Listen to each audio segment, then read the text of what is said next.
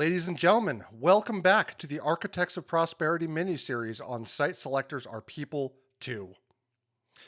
And just to keep us on track here, we are now entering episode 7 of 10 of this mini-series, so we are rounding third base and heading to home. But let's begin. Over the last few episodes, we have told a very triumphant story. We have watched nations pull themselves out of the dirt. We watched Alexander Hamilton engineer the American industrial machine. We watched Germany unify its fragmented states into a manufacturing juggernaut through the Zollverein. We watched Japan aggressively rewrite its entire society to avoid being conquered by the West. But if we stop the story there, we are committing a massive sin of historical omission. Because the 19th century was not just about constructive, brilliant national industrialization. Because there is a massive, dark fault line running through the center of global economics. For every nation that successfully built an enabling state to protect its industries and educate its people, there was a nation whose economic foundation was being actively, deliberately dismantled. These two stories, the industrial rise of the West and the structural underdevelopment of the global South, are not separate historical events. They are two sides of the exact same coin. Today, we are looking at the dark side of mercantilism. We are looking at the colonial model. We are going to examine how the world's superpowers engineered a system designed not for local prosperity, but for ruthless, highly efficient economic exploitation. We are going to look at how you intentionally wire an economy to fail. I'm your host, Devin Hillsdon-Smith, and you're listening to Site Selectors Are People Too. This is episode 8 of the Architects of Prosperity, the Colonial Model. Let's get to work.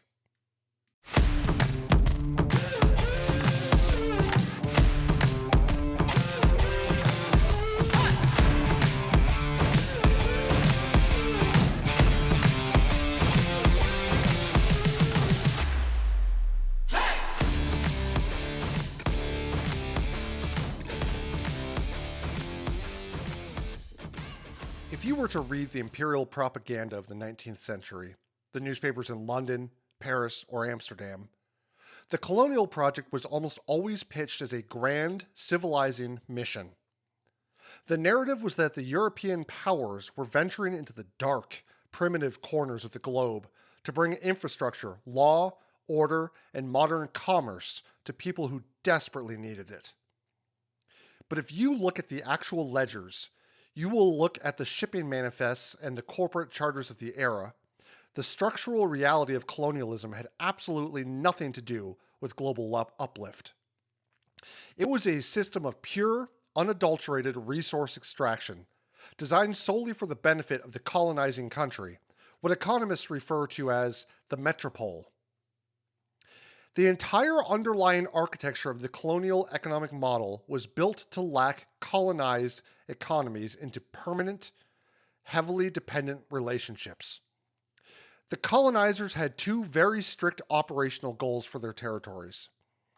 First, transform the colony into a massive, cheap supplier of raw labor. Second, transform the colony into a captive, highly regulated consumer market for the mother country's finished manufactured goods. This is what we call the hub and spoke model of global trade. London is the hub, India, Jamaica, and Africa are the spokes. The spokes are never allowed to trade with each other, and they are certainly never allowed to build their own hubs.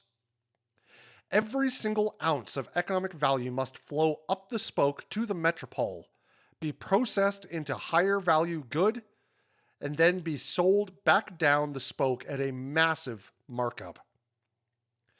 But to actually execute this, the colonial powers had to do something incredibly violent to the local economies they conquered. They had to execute a brutal, ground-up economic reorganization. So there is a myth that when the British or the French arrived in these colonies, They found empty, unproductive land just waiting to be optimized. That is completely false. In places like India, they found highly sophisticated, deeply complex local economies. Before the 19th century, India was actually one of the greatest manufacturing centers on earth. They produced the finest, most sought after cotton textiles in the world. Indian weavers were master artisans, and their finished cloth was a global luxury good. But remember goal number 2 of the colonial model. The colony must be a captive market for the mother country's manufactured goods. If Indian consumers are buying high-quality Indian cloth from local Indian weavers, the textile mills in Manchester, England, cannot survive. So, the British didn't just outcompete the Indian weavers, they actively destroyed them. The British East India Company and the colonial government imposed crushing taxes on local Indian looms. They erected massive tariff walls to prevent Indian finished cloth from being sold in Europe, while simultaneously flooding the Indian domestic market with cheap, machine-made British textiles that faced zero import duties. They systematically bankrupt the local manufacturing base. In a matter of decades, they successfully deindustrialized one of the most advanced economies on the planet. Once the local factories and weavers were destroyed, the new colonial powers turned their attention to the dirt itself.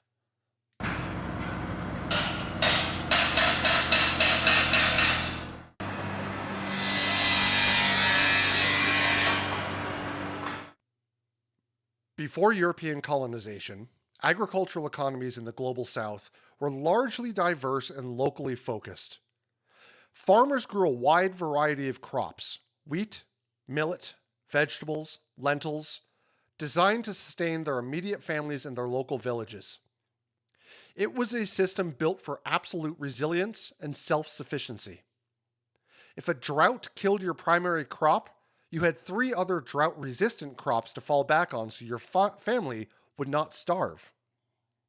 The colonial powers systematically eradicated this model. They replaced local, diverse subsistence agriculture with a sprawling, heavily engineered system of large plantations. They forced a massive, continent-wide transition to industrial monoculture farming. They looked at the American South and reorganized it to mass-produce tobacco, rice, and indigo.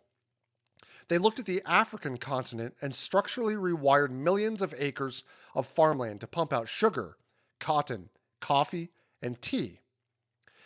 And in India, they forced an agricultural pivot that created one of the most ruthless, extractive corporate supply chains in human history: the Opium Triangle.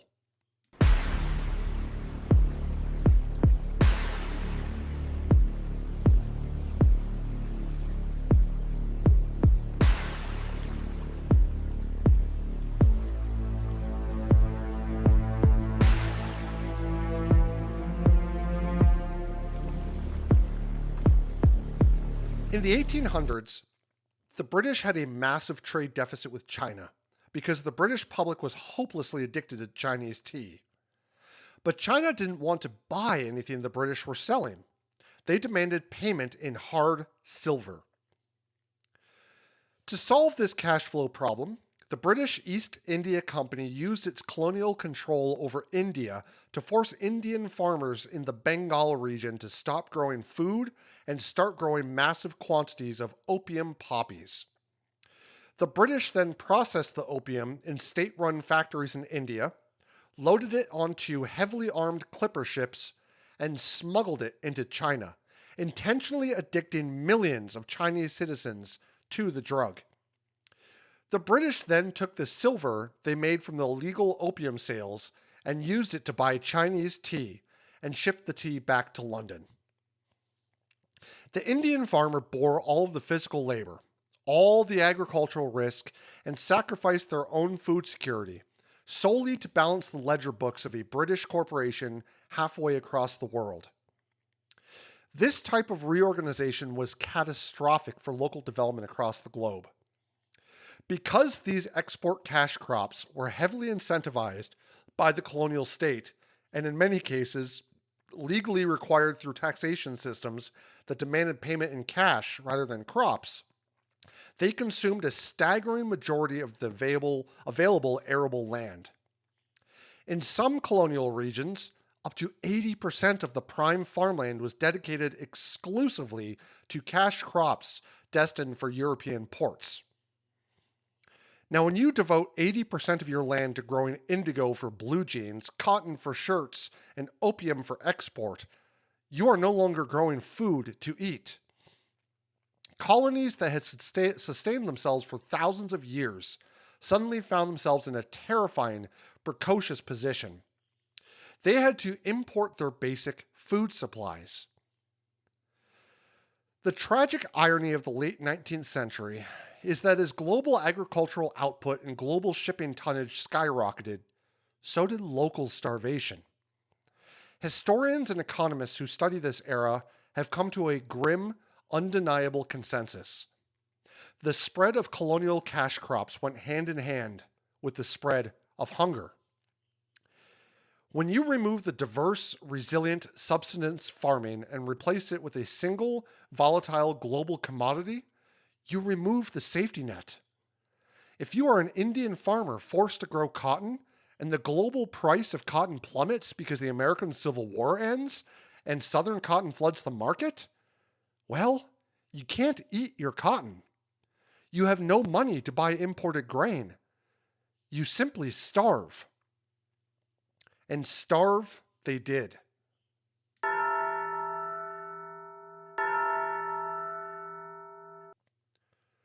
During the late 19th century, a series of severe droughts caused by El Nino weather patterns hit the colonized world. Because the agricultural base had been entirely rewired for export, there were no local reserves. In India, between 1876 and 1879, a horrific famine swept across the subcontinent. Millions of people were dying of starvation. It is one of the greatest humanitarian disasters in recorded history. But here is the detail that truly exposes the absolute cruelty of the colonial economic model. While millions of Indian citizens were literally starving to death in the streets, the British colonial government, led by Lord Lytton, rigidly adhered to the doctrine of laissez-faire free trade. They refused to intervene in the market. They refused to halt exports.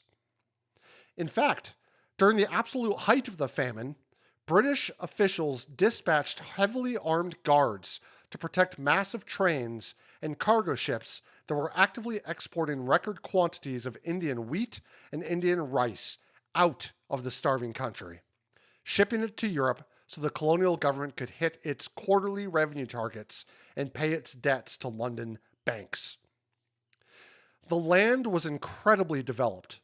It was yielding massive amounts of wealth, but it was developed entirely, exclusively, and ruthlessly for the metropole. We'll be right back.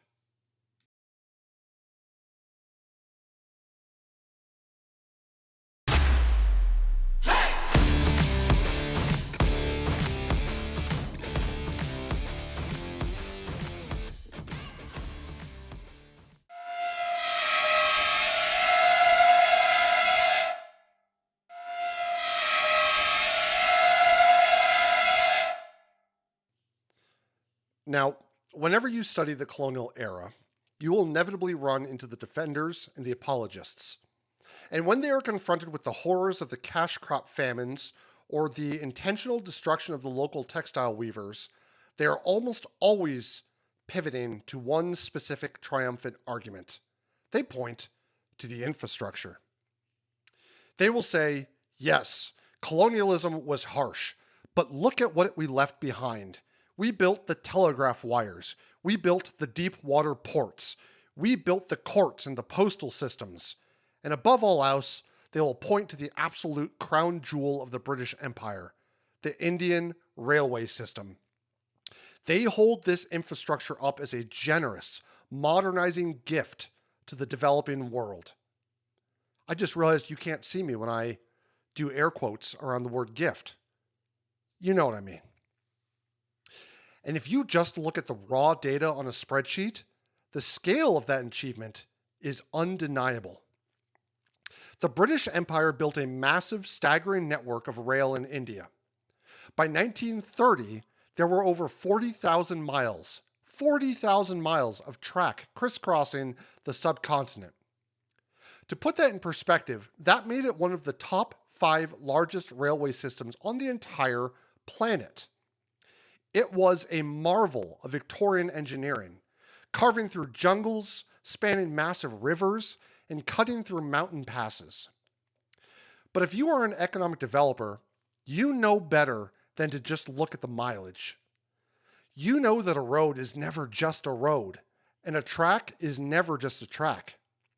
And you have to ask 3 fundamental questions. Where exactly does the road lead? Who actually paid for it? And what exactly is moving on it? If we apply those 3 questions to the Indian railways, the gift narrative completely collapses. It wasn't a gift. It was a highly engineered weapon of extraction. Let's look at the first question. Where do the tracks lead? Let's look at the spatial geography.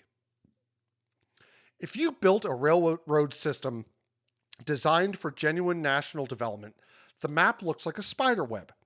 The goal is to connect cities to other cities. You want to integrate the domestic market so that a manufacturer in the north can seamlessly sell products to a consumer in the south.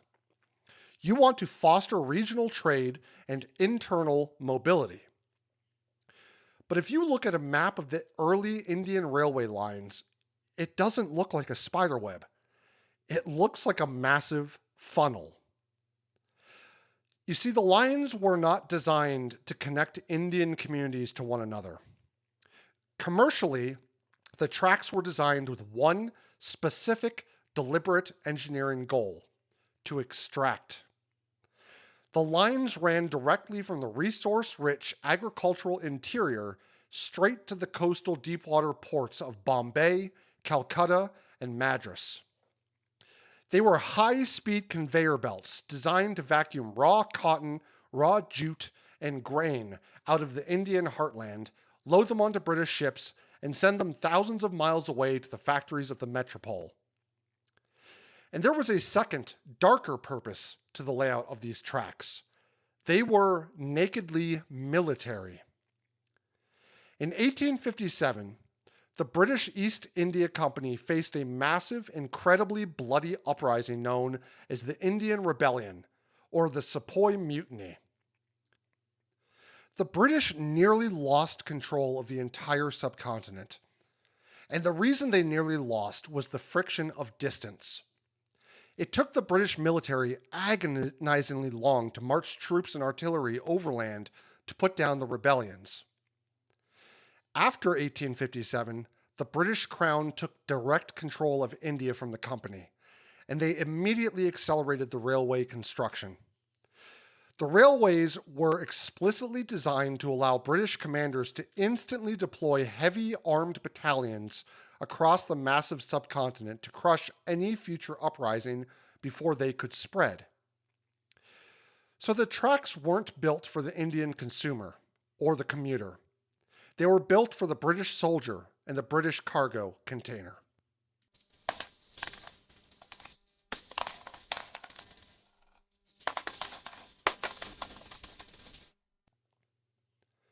And believe it or not, it gets worse. Let's look at the second question. Who paid for it? The apologists claim the railroad was a gift.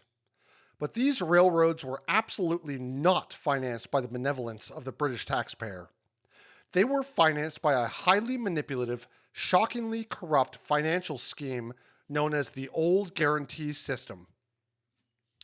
Building 40,000 miles of track in a foreign country is an incredibly risky, capital-intensive venture. To convince private British investors and railway companies to take on that risk, the British colonial government gave them an ironclad, risk-free financial guarantee. The deal worked like this. Private British investors would front the capital to build the lines. In exchange, the colonial government guaranteed them an annual return of up to 5% on their investment, completely regardless of whether the train line actually made a single penny of profit. It was the ultimate corporate welfare. If the train line was successful, the British investors kept the profits. But if the train line ran at massive loss, which most of them did for the first several decades because they were built so expensively and inefficiently, the government would cover the shortfall and pay the investors their 5% anyway. And who paid that 5% guarantee? The British? Nope. The Indian taxpayer. The British colonial government ruthlessly taxed the local Indian population. The same farmers who were starving because they were forced to grow cash crops to ensure that wealthy British investors sitting in comfortable stockbroker clubs in London received a totally risk-free subsidized return on their capital. It represented one of the largest systemic transfers of wealth from a poor country to a rich country in global history. Think about that. The same farmers who were starving because they were forced to grow cash crops for the British, they were the ones who paid to ensure the wealthy British investors received a totally risk-free return. Unbelievable. And finally, let's look at the third question. What was the industrial impact of the railroad? What was moving on that railroad? When the United States laid down its transcontinental railroad, it triggered a massive compounding economic boom. Building a railroad requires unimaginable quantities of steel, iron, coal, and timber. In America, this massive infrastructure project birthed the domestic heavy industry sector. It created Carnegie Steel. It created massive American locomotive manufacturing plants in Pennsylvania and Ohio. Infrastructure automatically births heavy industry to an extent. The British were terrified of this happening in India. Remember the second rule of the colonial model. The colony must remain a captive consumer market. If the Indian Railway project accidentally triggered the creation of a massive Indian steel industry or a massive Indian locomotive manufacturing base, India might become industrially independent. And Britain could not allow that. So, the colonial government engineered a system to actively, legally suppress local industrial development. The Indian railways were forced by the colonial government to import virtually all of their heavy materials directly from Britain. The iron rails were poured in Britain. The steam engines were built in Britain. The specialized tools, the replacement parts, the rolling stock, it was all manufactured in the UK and shipped across the ocean at an incredible markup. The suppression of Indian industry was so deliberate, so paranoid, that in 1912, the British passed a law specifically banning Indian railway workshops from designing and manufacturing their own locomotives. Let me repeat that.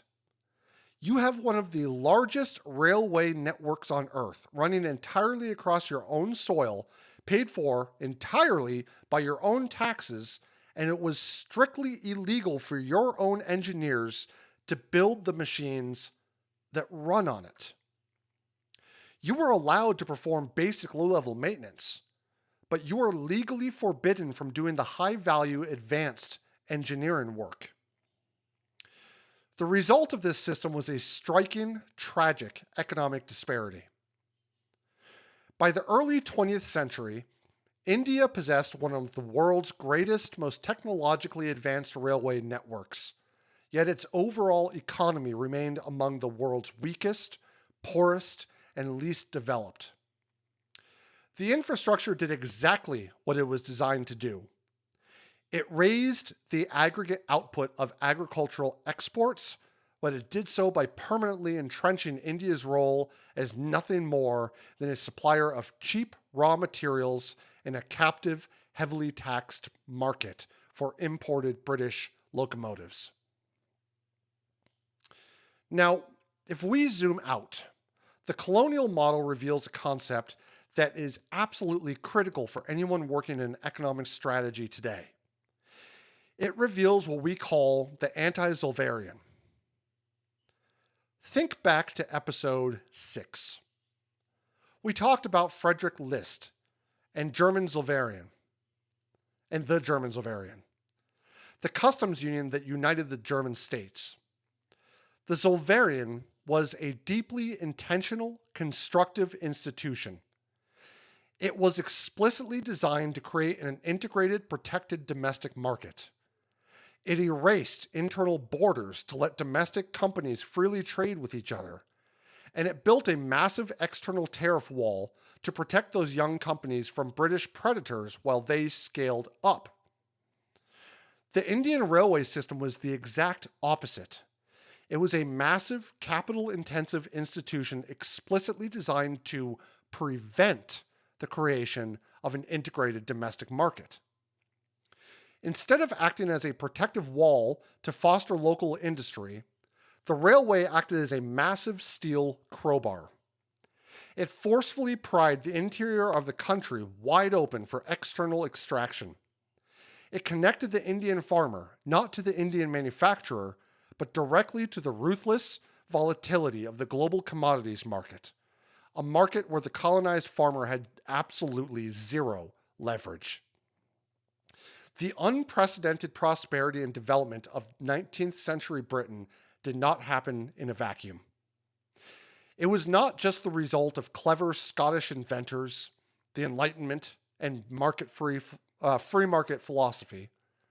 The Industrial Revolution of the metropole was a heavily subsidized, literally paid for by the capital, the forced labor, and the cheap raw materials extracted through the deliberate, highly engineered underdevelopment of its colonies.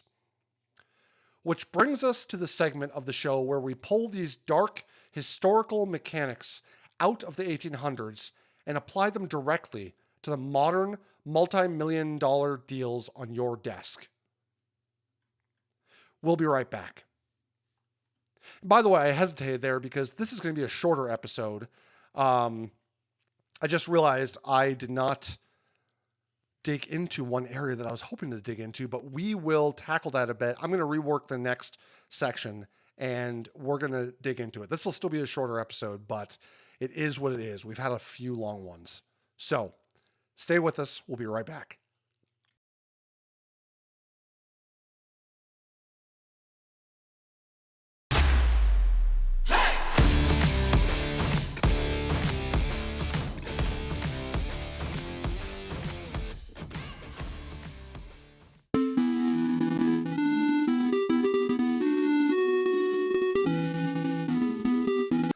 All right, let's get into the deep mechanics of why this matters to you today. In economic development, we love to celebrate foreign direct investment, or FDI. When a massive multinational corporation announces they are bringing a billion-dollar facility to your region, you pop the champagne. You take a photo with giant scissors, you declare victory. But if you do not understand the mechanics of the colonial model, you might be accidentally building what economists call an extractive institution. This concept was deeply popularized by economists Darren Acemoglu and James Robinson in their landmark book, Why Nations Fail. They argue that the wealth of a region is determined by whether its institutions are inclusive, meaning they distribute power, encourage broad participation, and retain wealth locally, or extractive, meaning they are designed by an elite to extract resources from the rest of society. The 19th century colonial cash crop plantation is the ultimate extractive institution. But here is the hard truth for modern site selectors and local government officials. Extractive institutions still exist today. They just wear a corporate logo instead of a British imperial flag. In modern development economics, we call this the enclave economy. Let's say you represent a developing region, or even a struggling rural county in the American Midwest. A massive global manufacturing conglomerate comes to town. They want to extract your local resources. Maybe it's lithium. Maybe it's cheap non-union labor. Or maybe it's millions of gallons of fresh water for a server farm. They demand massive publicly funded infrastructure. They want you to widen the highway. They want a new high voltage transmission line. They want a totally exempt from local property taxes piece of property for 20 years. If you agree to all of this without a fiercely protective strategy, you are building an enclave. The company will build a massive, highly advanced facility, but they won't buy their parts from local suppliers. Their supply chain is strictly managed globally. They won't hire local engineering talent. They fly their top management in from the corporate headquarters. They will extract your water, utilize your cheap labor, and pump their finished product straight out to the global market. And crucially, 100% of the profits generated by that facility will instantly leave your county and flow directly back to the metropole, whether that metropole is a shareholder board in London, Wall Street, or Silicon Valley. And let me be clear here. I'm not talking about all corporations, right? This sounded very absolutist. But this does apply to a certain subsect of corporations that do still rely upon the enclave economy. So you built the infrastructure. You gave up the tax revenue. But your local economy probably didn't actually develop. You just became a pass-through entity. You built the modern equivalent of the Indian Railway, a funnel designed to move your local value onto a corporate balance sheet somewhere else. If you want to be a true architect of prosperity, you have to transition from extractive to inclusive development. When you negotiate that FDI deal, you must demand local supply chain integration. You mandate that the corporation partners with your local community college to transfer actual technical knowledge, not just baseline compliance training.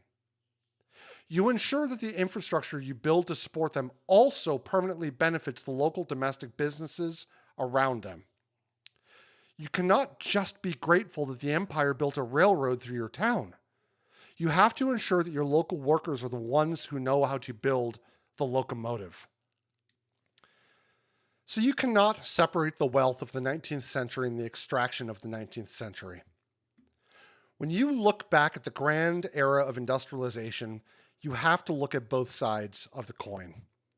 You have to admire the brilliance of the enabling state that built the public schools and the national tariffs, but you also have to stare directly at the brutal, calculating reality of the colonial model.